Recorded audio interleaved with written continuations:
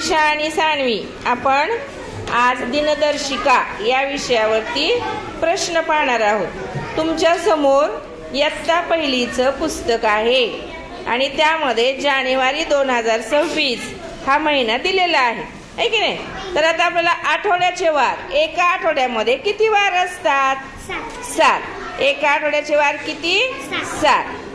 आठवड्याच्या वाराची सुरुवात कोणत्या वाराने झालेली आहे? रविवार। रविवार जे आहे, रविवारच्या सगळ्या तारखा कोणत्या रंगाने दाखवलेल्या आहेत? लाल। का बरं लाल रंगाने दाखवलेल्या आहेत? कारण त्या दिवशी सुट्टी असते।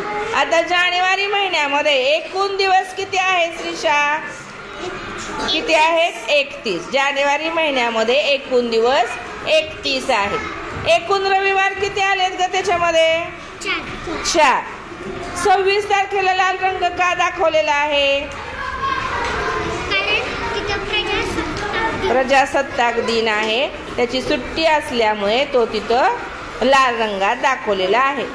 एका महिन्यामध्ये 31 दिवस तुम्ही सांगितले, आठवड्यामध्ये 7 वार सांगितले। एका वर्षामध्ये किती महिने असतात? एका वर्षामध्ये किती महिने असतात? एका वर्षामध्ये किती महिने असतात? एका वर्षाचे महिने 12 असतात। आता त्या 12 महिन्यांचं वर्ष असतं, तर त्या एका वर्षाचे दिवस किती असतात? 365। छान।